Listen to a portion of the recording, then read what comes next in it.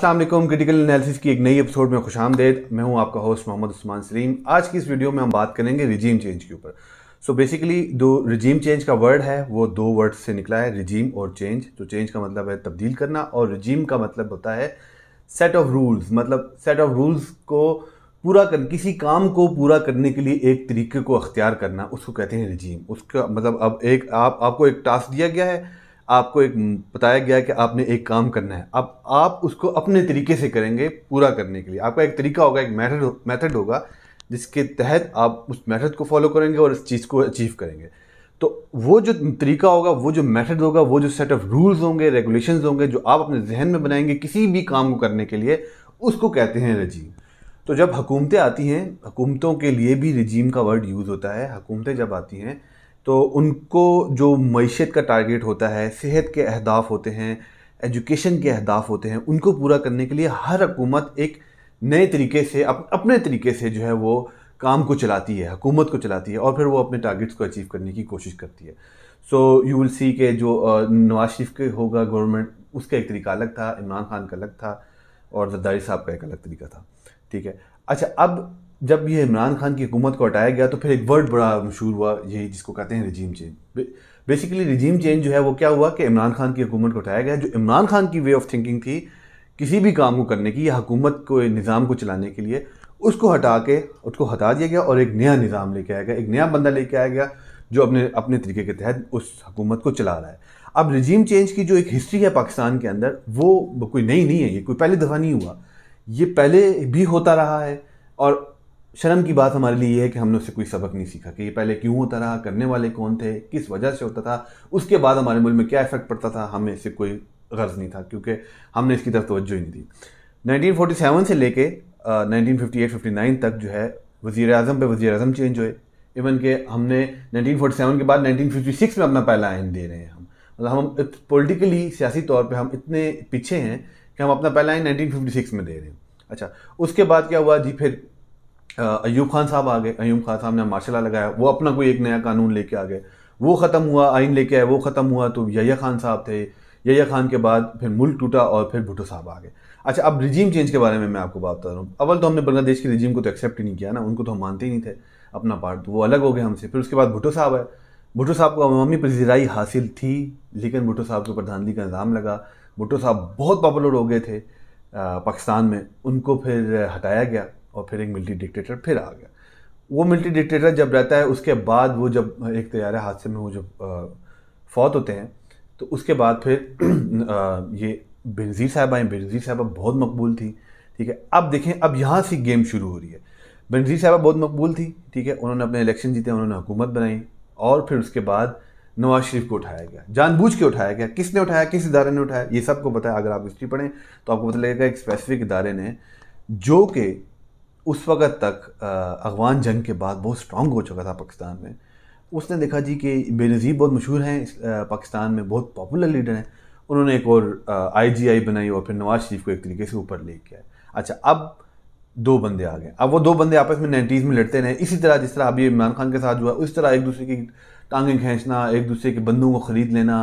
ठीक है, किसी ने जाके इस्टेब्लिशमेंट के साथ हाथ मिला लिया तो फिर जिसकी हुकूमत थी वो गिर गई। ठीक है, किसी की हुकूमत धरने से गिरा दी गई, किसी की हुकूमत जो लेग पुलिंग या हॉर्स ट्रेडिंग के थ्रू गिरा दी गई। और ये 1990s में चलता रहा। इसके पीछे कौन हुआ करता था बैक साइड पे, वो एक इदारा हुआ करता था, उस सबको आपको पता है, मैं नाम नहीं ले सकता उसका। अच्छा, उसके बाद फिर जब नवाज शरीफ और ये बेनज़ीर की आपस में टसल चलती रही, फिर नवाज शरीफ को हटाया गया, एक मिलिट्री डिक्टेटर ने हटा दिया। और उस मिलिट्री डिक्टेटर के हटाने के पीछे भी एक बहुत बड़ी साइंस है। ठीक है, और अगर आप तारीख़ की किताबों में पढ़ें तो जाके आपको पता लगेगा कि उस मिलिट्री डिक्टेटर के ख़िलाफ़ कुछ इन्वेस्टिगेशन शुरू होने वाली थी, या टॉप के जनरल्स के खिलाफ इन्वेस्टिगेशन शुरू होने वाली थी कारगिल के ऊपर, जिसकी वजह से वो सब मसले मसाइल वहाँ पे शुरू हुए और फिर नवाज शरीफ साहब को हटा दिया गया। अच्छा, फिर उसके बाद जब मुशर्रफ साहब की पूरी रिजीम चलती है, पूरी उनकी एक रिजीम चलती है, सही है, जो कि जिसको सुप्रीम कोर्ट के थ्रू भी लीगलाइज कराने की कोशिश की गई, सही है, वो एक रिजीम चलती है। जब वो 2007 में उसका खात्मे का टाइम आता है तो बेनज़ीर और नवाज शरीफ आपस में ये माहिदा करते हैं, लंदन में बैठ के एक इत्तफाक करते हैं जी, एक डेमोक्रेसी के ऊपर वो एक आपस में एक ट्रूथ साइन करते हैं कि हम लोग जो हैं वो आपस में पॉलिटिकली तो compete करेंगे, लेकिन कभी किसी तीसरी फोर्स को दरमियान में नहीं आने देंगे। तीसरी फोर्स से मुराद ये है कि इस्टेब्लिशमेंट के साथ जाके हम कोई हाथ नहीं मिलाएंगे। ये नहीं होगा कि हुकूमत बनी, उसको गिराने के लिए एक बंदा गया और उसने इस्टेब्लिशमेंट के साथ मिलाया और उसने उसकी हुकूमत गिरा दी, और फिर वो दोबारा जाता है और वो इस्टेब्लिशमेंट के साथ मिला के हुकूमत गिरा देता है। तो उन्होंने ये फैसला किया कि हम लोग जो हैं वो डेमोक्रेसी को चलाएंगे, आपस में कम्पीट नहीं करेंगे। अच्छा, जब ये हो गया, बेनज़ीर साहब शहीद हो गई, बेनज़ीर साहिबा शहीद हो गई, फिर पीपल्स पार्टी की हुकूमत आई और नवाज शरीफ ने पीपल्स पार्टी की हुकूमत में जो अपोजिशन रखी वो फ्रेंडली अपोजिशन थी, जिससे एस्टेब्लिशमेंट को बहुत खटका लगा कि ये क्या हो रहा है, ये नवाज शरीफ साहब जो हैं वो तो हमारी तरफ आ नहीं रहे पीपल्स पार्टी की हुकूमत गिराने के लिए, और वो आपस में उन्होंने जो है एक तरीके से मुका कर लिया है। और बेसिकली तो मुका था, लेकिन वो लोगों को दिखाने के लिए डेमोक्रेसी के लिए था। ठीक है, बहरहाल उनका आपस में एक ट्रूस था कि हमने एक दूसरे की हुकूमतों को नहीं गिराना और चलने देना है। ये बर्दाश्त नहीं हुआ एस्टेब्लिशमेंट से, तो एस्टेब्लिशमेंट ने इमरान खान को उठाया। ठीक है, एक तीसरी कुव्वत को उठाया और तीसरी कुव्वत को इतना पॉपुलराइज, अच्छा इमरान खान को उठाया। इमरान खान को उठाने वाले ये लोग नहीं थे। इमरान खान 22 साल से एक स्ट्रगल कर रहा था, आप समझ लें 22 साल नहीं तो आप कर लें कि तकरीबन 15-16 साल से वो 1996 में उसने हुकूमत वो बनाई थी, 2011 में उसका जलसा हुआ था, तो आप लगभग कर लें 15 साल से वो एक स्ट्रगल में लगा हुआ था। सही है, और फिर उसको उन्होंने उठाया। वो अवाम में पॉपुलर तो था ही, वो बहुत एक हीरो, तो अभी भी वो समझा जाता है, पर्सनैलिटी कल्ट तो उसकी अभी भी है। कैसे उस टाइम मैं अभी बताता हूँ आपको कि कैसे इस्टेब्लिशमेंट ने उसकी पर्सनैलिटी कल्ट का फ़ायदा उस टाइम उठाया, और आज उसी पर्सनैलिटी कल्ट की वजह से इस्टेब्लिशमेंट की टांगें कांप रही हैं। हुआ ये कि वो बहुत मकबूल था, कराची से लेके खैबर तक वो बहुत मकबूल था इमरान खान। उसको उन्होंने एक तीसरी कुव्वत के तरह एक पेश किया आगे, ताकि इन लोगों की जो इन लोग ट्रूस कर चुके हैं पीपल्स पार्टी और नून लीग, उसको तोड़ा जा चुके। बेसिकली उन्होंने डेमोक्रेसी के नाम पे ट्रूस किया था, लेकिन वो मिलकर खाने वाला ट्रूस था बेसिकली, तो वो ये था। लेकिन उन्होंने ये कहा था कि हम तीसरी कुव्वत को नहीं आने देंगे। इमरान खान ऐसे तीसरी कुव्वत उभरा, इतना मशहूर हो गया था कि लग रहा था कि 2013 का इलेक्शन इमरान खान जीतेगा, लेकिन ऐसा नहीं हुआ। इस्टेब्लिशमेंट ने नवाज शरीफ को मौका दिया और 2/3 मेजॉरिटी उसको लेके दी। नवाज शरीफ के साथ उनके ताल्लुकात नहीं बन पाए, ताल्लुकात तो कभी भी इनके किसी के साथ भी नहीं बने, लेकिन इन्होंने नवाज शरीफ को फिर हटाया।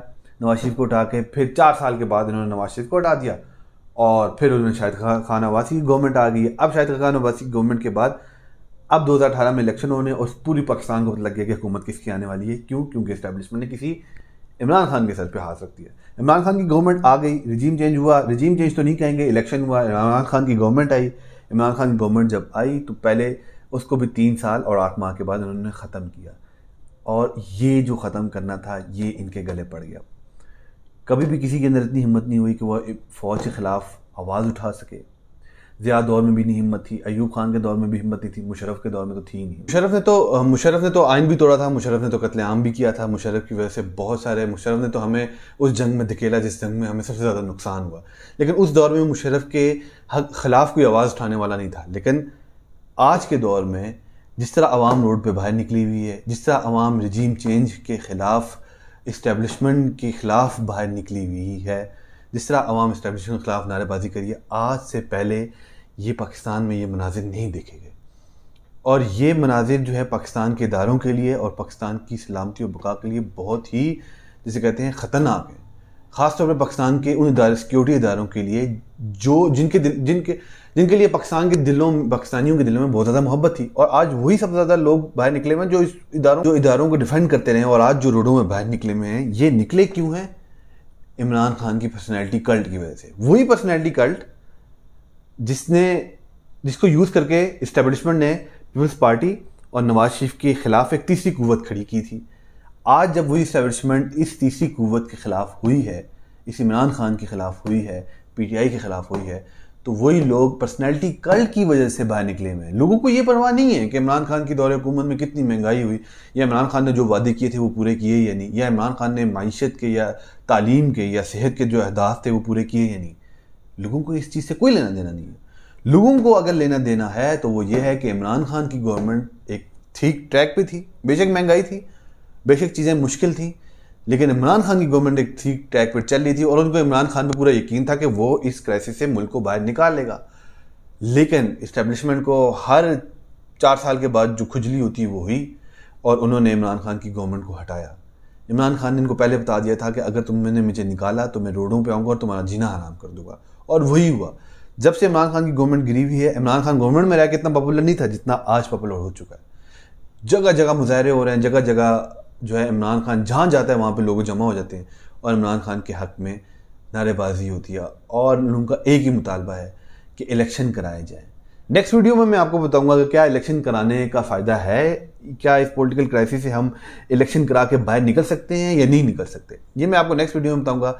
लेकिन अब तक के लिए मैं आपको एक बात बता दूं कि इस्टेब्लिशमेंट को अब जो घाव लगे हैं ये इतनी आसानी से हील होने वाले नहीं है।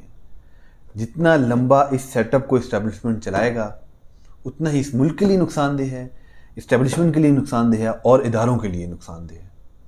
और अगर ये लंबा चलता रहा तो उसको उतनी ही देर लगेगी इसको सब कुछ ठीक करने में। इदारों को अपना फेम, अपनी शोहरत, अपनी इज्जत, अपना वक़ार हासिल करने में बहुत देर लगेगी। मेरा इस्टेब्लिशमेंट को मशवरा ये है कि जल्द से जल्द इस क्राइसिस को हल करें और जो आवाम का मुतालबा है इलेक्शन का वो फौरी उसका इनेकाद करें। फ्री एंड फेयर इलेक्शंस का इनेकाद करें, जो कि नहीं होना मुझे पता है, लेकिन आप इलेक्शंस का इनेकाद करें ताकि इस पॉलिटिकल क्राइसिस से पाकिस्तान की जान छूटे। Thank you so much critical analysis की इस वीडियो को देखने का। इस वीडियो को आप शेयर करें, सब्सक्राइब करें मेरे चैनल को, वीडियो को लाइक करें और ज़्यादा से ज़्यादा इस वीडियो को शेयर करें ताकि लोगों को पता लगे कि ये इस्टेब्लिशमेंट की हरकत आज की नहीं है, ये पुरानी हरकतें हैं जो ये अभी भी कंटिन्यू रखे हुए हैं और आगे भी कंटिन्यू रखेंगे अगर हमने मासेस को, लोगों को अवेयर ना किया तो। Thank you so much.